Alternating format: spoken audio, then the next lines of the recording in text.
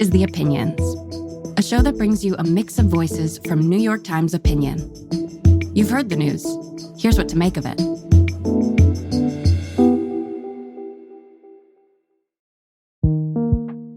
I'm Michelle Cottle, and I cover national politics for Times Opinion.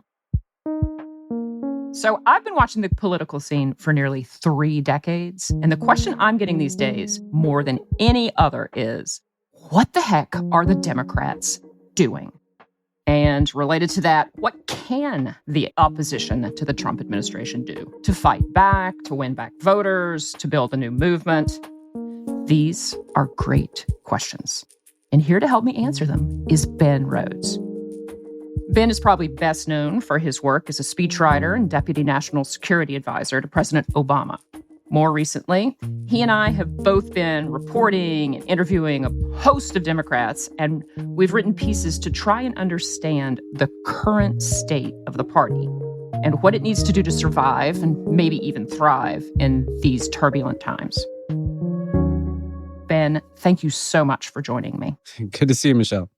Okay, so before we really dig into the question of what Democrats should do, let me get your take on the mood here in D.C., particularly among Democratic leaders.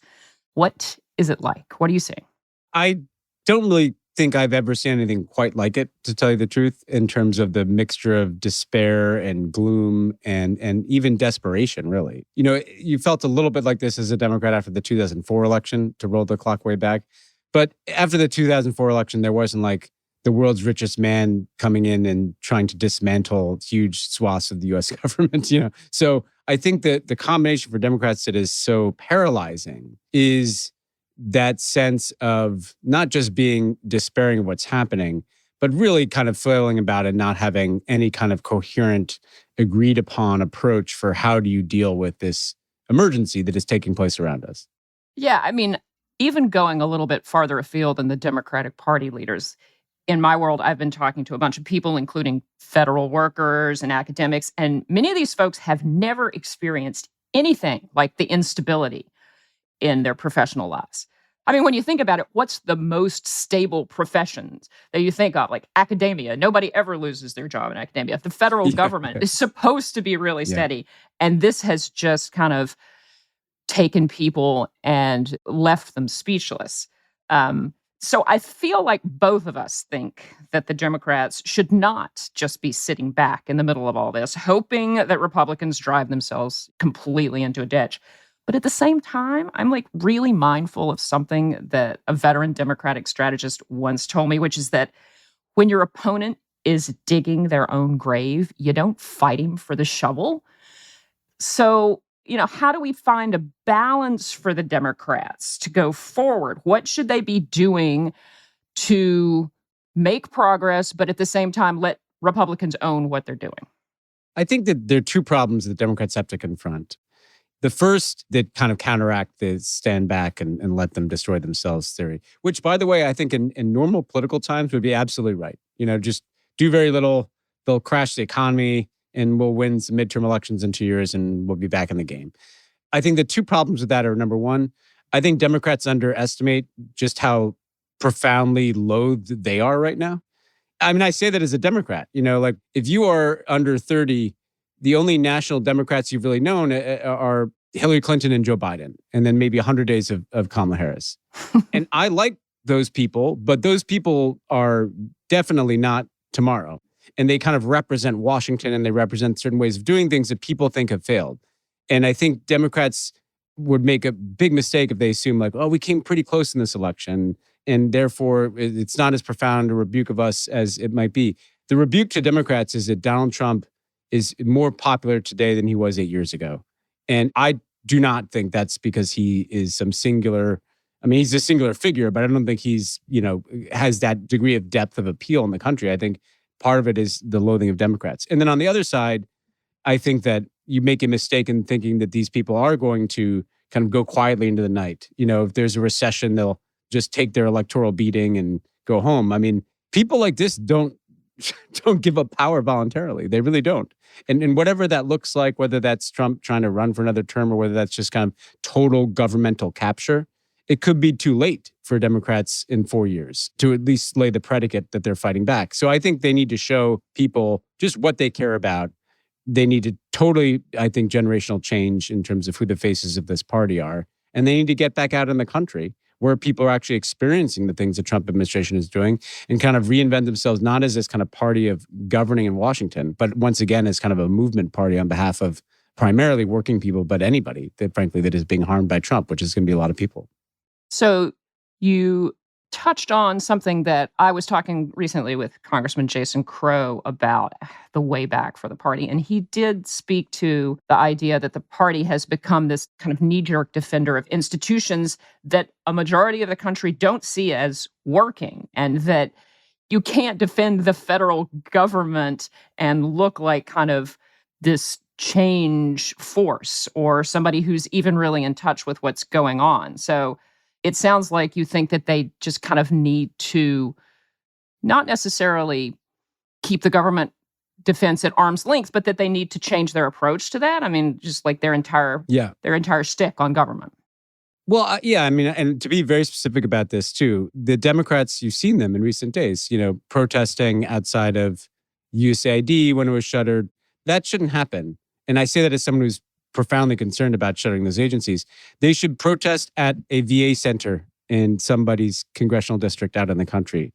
They should be protesting where the services hit people's lives that are being removed. If people see a bunch of people in front of a government building in Washington, they don't even think about necessarily what's going on in there. But if people see the local VAs getting cut, like that is something that's tangible to them. And I think it's both the defending the status quo and also just this kind of sense that Democrats are entirely the party of Washington. We used to laugh at, scoff at Trump and his rallies. I was watching that as someone working in the Obama campaign. I was like, well, that kind of looked like our approach to politics. So get out with big crowds and do stuff. And I think that there's a mentality, not just among Democratic electeds, but sometimes among kind of your more engaged Democrats, shall we say, your online Democrats, that these people are going to emerge from a room in Washington with like a formula, like a set of talking points. And that's not how it works. Like, you got to get out in the country and actually do things. I do think that there's a misconception about what the federal government is. I do think that it's not even just people who don't pay attention to government and politics. There's this sense that all of these people are in Washington that Trump is firing, that he's letting go huge hordes just in, inside the beltway, so to speak. Whereas in reality, like, a huge percentage of federal workers are in Colorado, Alabama, I think it speaks to your point. They really do need to be out in the country showing where the rubber meets the road on these things, because it's my sense that there's a lot of schadenfreude in certain parts of the nation about, it's finally Washington workers' turn to feel the sting of the economic downturn. And that's just not really what the federal government is all about. That's exactly right. I was talking to a woman for this piece who's run a bunch of movements successfully in Europe. And she's like, just make it about an issue too, right? Like, you have a movement around healthcare and you're at VA facilities or you're at places that are being hit by the removal of Medicaid or something like that. Or you could do that, by the way, around any number of issues too. You could do it around protecting Social Security. You could do it around some of the cuts to food safety, anything that people care about that hits them in their lives. And the good thing about doing that too is if you're trying to build momentum in places like that, you don't need to make sure that everybody who shows up at your movement, at your rally or your protest or your town hall, you don't need to quiz them on the way in. Chris Murphy said this, the senator from Connecticut said to me, we ask people to agree with us on 12 things. And if you only agree with 11, you're not invited here, particularly if that extra thing is a cultural issue or an identity politics issue. If you're making this in the country about issues that people care about in their lives, you don't need these kind of across-the-board purity tests. Like, there could be someone who thinks they hate Democrats, but is really mad that their VA healthcare is being taken away. Invite that person in. So who do you think would be the good face of the opposition? Give me some figures going forward who you think have what it takes. The few I put it out there in the party right now are, obviously, you see Alexandra Ocasio-Cortez. She has that extra thing. People are just interested in what she is saying and doing. And she's drawing big crowds with Bernie Sanders. And then I think if you look in Washington, you've got people like Chris Murphy and Brian Schatz and Andy Kim, who I talked to for this piece, who are in the Senate.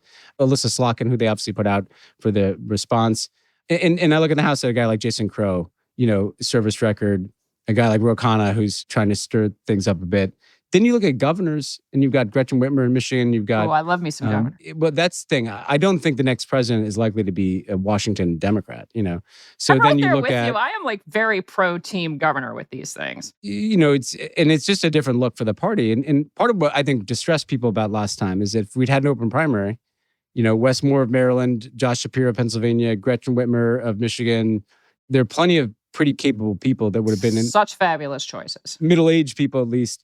And then the last thing I'd say is be open to somebody else too. Somebody who's not from politics. Let's see who gets some credibility and authenticity with the electorate in the next couple of years.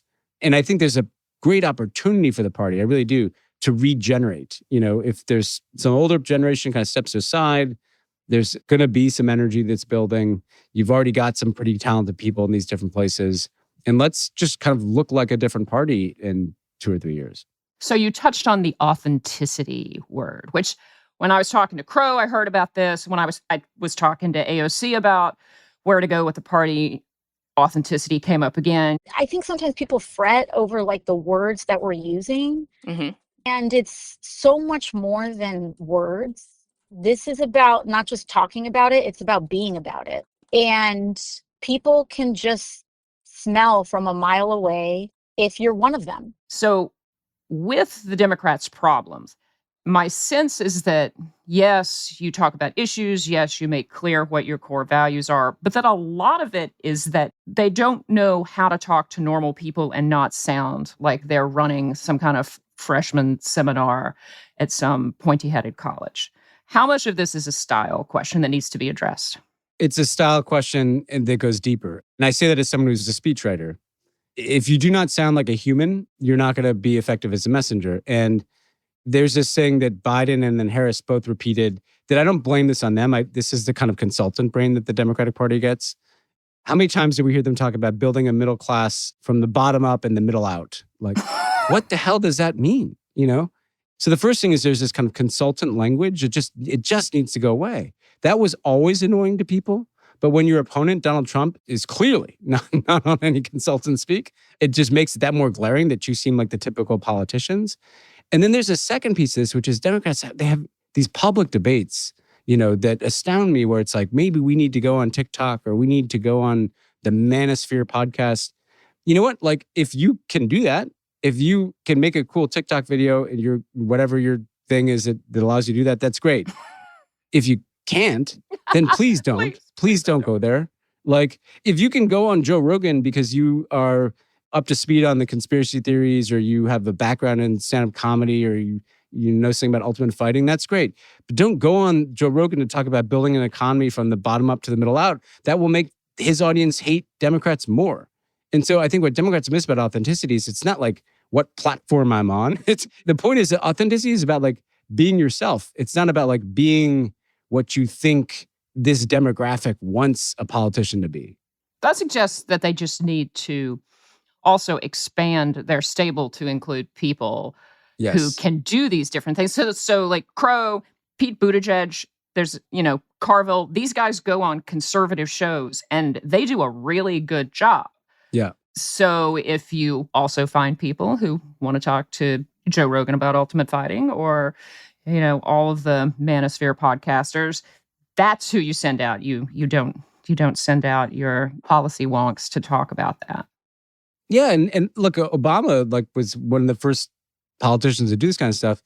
But you know what he did? He went on ESPN to talk about basketball because he knew something about basketball. So he would look super authentic if he was having that conversation. And it's a very simple point, but it's really one that is missed. And to Crow's point, he's right. Go find, if you're not reaching certain audiences, well, then go find some people that have an authentic connection to those audiences. How much of a problem is it that the party doesn't have obvious leaders, obvious faces for this? It's always a problem when you're out of power because you can't compete with the presidency. I mean, every time Trump belches or forgets somebody's name, it's saturation coverage. And at this point, as you know, Chuck Schumer's not really the face of the future of the party. To what degree is it just a question of how do you elevate people above the white noise? I hear you, and I get asked every day, where's Obama? Why isn't he out there? And I always say to people okay, maybe Obama could go out and do some big rally. But he's not going to run in 2 years or 4 years. Like, we should want other people. And we're this party that... To be clear, I don't want them looking backward. Yeah, and that's the thing. They need to be looking forward. I think the problem for this party is our nominees, our leaders tend to be the people who've been around forever, and people are sick of people that have been around forever right now. Like, a catastrophic mistake, like to point to, was putting Jerry Connolly in charge of the Oversight Committee for the Democrats in the House instead of AOC. Not because the Oversight Committee is the most important thing in the world, but just because the message it sent. We have this is the only Democrat in Washington who people who don't follow politics closely are kind of interested in what she has to say if they're under 35 and have a pulse, We are on a sinking ship here, people. And so what needs to happen is the party, through its resources, through whatever platform it has, just needs to be elevating younger people, elevating the next generation of people, and having them come forward. And then I think we have to be open to anything and everybody in this kind of emergency that we're in. I think in the kind of more medium term, like at some point, I would like the Democratic Party to be attractive enough to have those people not be embarrassed to put Democrat next to their name. It felt, not to sound like the old guy, but like in 2008, people wanted to be a Democrat, And I say this in the piece, Michelle, like, I hate what Trump's done, but he destroyed his party and rebuilt it. This can be done. And part of Trump's credibility with the electorate is that he broke his own party. And what voters know is that, hey, if Trump will fight his own party, he'll fight anybody. When Democrats look afraid to even fight, tell Joe Biden he's too old or tell Chuck Schumer he shouldn't capitulate, well, it just makes it seem like, well, these guys are weak. They can't even stand up to each other. How are they going to stand up for me? Now, I wanted to take a step back and talk about the international scene, because I think one of the things that you touched on early is that this is not a normal political time. This is not a normal political moment. And I think in part, the American electorate doesn't have any kind of context for what to do, how you would even work on being the opposition in a situation like this. But you've taken this question global, and you've talked to some folks who have been in countries where there was a slide toward autocracy. So what did you hear in those conversations? I heard a lot of concern that Americans don't seem to understand what's happening here and just how bad it is. And that is evident to people around the world in the absence of pushback, the absence of protests, the absence of the kind of corporate total capitulation to Trump, the capitulation of different sectors. Now we're in academia, law firms. We've seen some capitulation from media, not the outlet we're currently speaking on. But what they say, because the point of the authoritarian playbook that Trump is running, which has been run in many countries around the world, is initially make the opposition feel so demoralized that they don't push back. But then by the time that they do push back, they can't, because there's been a sufficient capture and intimidation of civil society and of the private sector and the capture of the instruments of government. And we're in the phase that, people are watching from the outside where like people still could push back, but they're not. And capitulation is not a strategy. That if for every law firm and university that gives Trump a pound of flesh, like he's going to come back for more, not just from them Always. or from others. Always. Yeah, always. And this is obvious but like it's somehow lost on people to some extent, and also to see what this is setting up. But that was the main message, is that you need to shake off the kind of self-censorship that takes hold in these circumstances and shake off the waiting for somebody else to charge up the hill and start coalition building and doing things right away. Well, before we go, I wanted to read a comment that somebody had sent in, which it's from Jonathan, and he notes, quote, "It's exceedingly frustrating to hear plans and strategies for the regaining of political power by the Democratic Party. Why? Because we're in the middle of a takeover of our government by a lawless and violent faction. Discussing ways in which this can be successfully opposed by a properly considered political strategy is simply fatuous. In fact, many supporters of that faction are muddying the waters by suggesting democratic political strategies. But these are distractions." So I think if I am reading Jonathan correctly, he feels like extraordinary measures are called for. We're in extraordinary time, and he wants to see something transformational. And what can the Democratic Party do to channel that kind of rage where it just feels like the moment is so dire? So I totally agree with Jonathan, and he can feel free to lump me in with the political strategist. But my point is essentially, Democrats love to, for instance, sit around and be like, what's the policy agenda that will win back America? Nobody cares. Like, and there's great ideas out there and, the abundance agenda and all the rest of it, but nobody is going to read that right now. That's a great idea for Democrats if they actually win back power, or maybe if they're in power now. But where Jonathan's right is like, we're in quicksand and we're going underneath. And we're sitting here debating policy ideas for some hypothetical future when we're in charge, or we're debating what podcast to go on. To me, you just need to show energy, and whether it's a moral outrage or determination. My point in the piece is, don't wait for a Democrat to save in Washington. Like, people just need to get in the streets, or businesses need to start banding together. Institutions need to stop capitulating. I mean, the way you get out of things like that is you grab one another's hand. And I think what the Democrats need to do is like flood the zone out in the country. Like, just start doing things. It's actually not a strategy. Well, it is a strategy in the sense of it's like, stop doing what you're currently doing in Washington and just go out and essentially collectively protest. I don't think Bernie and AOC, checked with Chuck Schumer and Hakeem Jeffries about whether they could go do some rallies. They just went and did them because that's what they're good at. And like, that's what people need to do more. Okay. Skip the consultants and poll testing. Get up, get out there. And with that call to the ramparts, Ben, thank you so much for joining me. Always great talking to you, Michelle.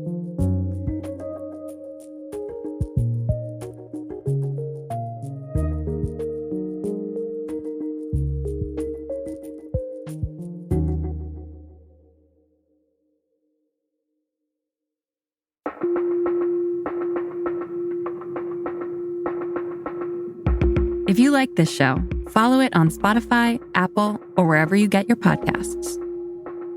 This show is produced by Derek Arthur, Sophia Alvarez-Boyd, Vishaka Durba, Phoebe Lett, Christina Samuelewski, and Jillian Weinberger. It's edited by Kari Pitkin, Allison Bruzek, and Annie Rose Strasser.